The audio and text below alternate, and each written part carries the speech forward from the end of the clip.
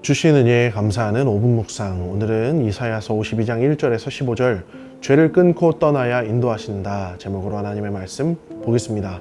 내용 관찰 첫 번째 질문입니다. 이사야는 예루살렘에게 어떤 태도를 요구합니까? 오늘 말씀은 이스라엘에게 소망을 주시는 말씀입니다. 하지만 단지 소망을 품게만 하시는 것이 아니라 특별한 메시지를 담고 있습니다. 본문 말씀의 내용을 보면 1절에 깰지어다 힘을 낼지어다 라고 말씀합니다. 영적으로 잠들지 말라는 것입니다. 또 2절에는 티끌을 털어버릴지어다 일어나 앉을지어다 목의 줄을 스스로 풀지어다 라고 말씀합니다. 이 말은 우리 몸에 붙은 죄의 불순물들을 깨끗하게 털어버리고 제거하라는 것입니다. 또한 일어나 앉으라는 말은 절망 속에 빠져있지 말고 소망으로 무장하라는 의미가 되는 것이죠. 하나님께서 이스라엘에게 소망을 주시고 격려하실 뿐 아니라 그것에서 벗어나라고 말씀하고 계시는 것입니다. 하나님께서 이렇게 이스라엘에게 깨어있을 것과 행동을 촉구하시는 이유는 회복의 때가 진실로 눈앞에 가까워 왔기 때문입니다.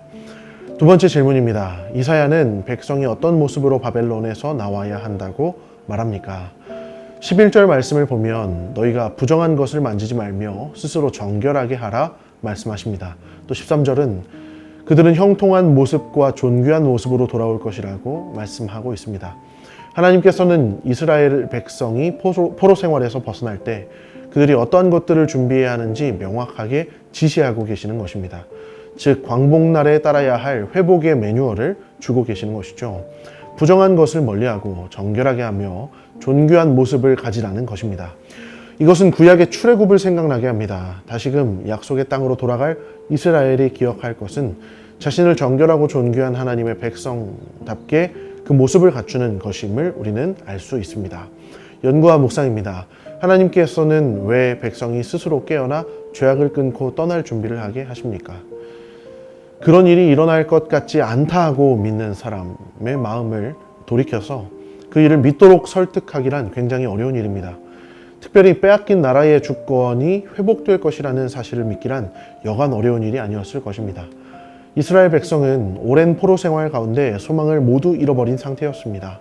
아무리 회복될 것이라 말씀하셔도 그것을 믿을 수 없고 그것을 떨쳐버릴 수 없는 영적 무기력함에 빠져 있었습니다. 하나님은 다시 한번 이스라엘에게 회복을 약속하십니다.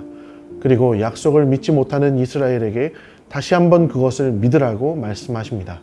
이제는 그 날을 준비해야 한다는 것이죠. 그러므로 그 날에 있을 일에 대해 미리 말씀해 주심으로 그 회복의 날을 실제로 준비하게 하시는 것입니다. 그 회복의 날은 자신을 영적으로 정결하게 함으로 준비할 수 있습니다. 하나님께서 당신의 백성들에게 원하시는 회복의 준비는 무기를 무장하는 것이 아니었습니다. 회복될 만큼 강해지는 데 있지도 않았습니다. 회복의 준비는 정결해지는 데에 있었습니다. 느낀 점입니다. 하나님의 약속과 명령이 주어질 때 믿음의 결단과 죄악을 끄는 행동이 뒤따라야 한다는 사실을 통해 무엇을 느낍니까? 여호수아서를 보면 하나님께서 요단강을 막 건넌 여호수아와 이스라엘에게 가장 먼저 요구하셨던 것은 할례의 시행이었습니다. 하나님께서 원하시는 회복의 매뉴얼은 정결함의 회복이라는 것이죠. 오늘 말씀도 마찬가지인 것입니다. 이제 회복의 문턱을 눈앞에 두고 있는 이스라엘에게 바라시는 것 또한 영적인 정결함의 회복입니다. 하나님께서 큰일을 앞두고 바라시는 것은 다른 어떤 것이 아닌 정결함의 회복이었음을 우리도 오늘 기억하기를 원합니다. 하나님께서 오늘 이 시간 우리에게 바라시는 회복의 매뉴얼이 있다면 그것은 이와 같은 정결함의 회복인 줄을 믿습니다. 우리가 깨어서 일어나 앉으며 우리 가운데 있는 티끌을 털어버려야 할 이유는 주께서 우리의 삶을 회복하시는 데에는 반드시 이 정결함의 회복이 필요하기 때문입니다. 오늘 하나님 앞에서 회개해야 할 것들을 회개하며 우리의 부정함을 털어버리고 다시금 하나님 앞에 정결한 자녀의 모습으로 설 수 있기를 소망합니다. 결단과 적용입니다. 하나님께서 해주시기를 바라며 내가 감당할 일을 방치하고 있는 일은 무엇입니까?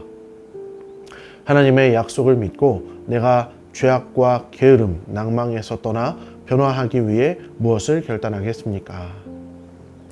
우리도 때로는 절망과 시련 속에서 하나님의 약속이 이루어질 것이라는 믿음을 잃기가 쉽습니다.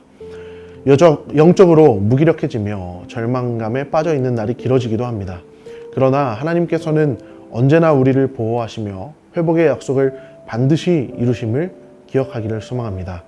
하나님은 오늘 다시 한번 이 회복의 말씀을 이스라엘에게 주십니다. 비록 이스라엘의 믿음은 연약해져 있었지만 하나님은 다시 한번 일어나라 말씀하시며 티끌을 털어버리라 말씀하시는 것이죠. 그러므로 이 말씀은 우리에게도 큰 교훈을 줍니다. 먼저 우리가 하나님께서 주시는 그분의 회복의 약속을 믿기를 원합니다. 우리의 삶의 모든 문제를 해결하시고 그 권능으로 말미암아 찬양받으실 하나님의 능력을 다시금 신뢰하기를 원합니다.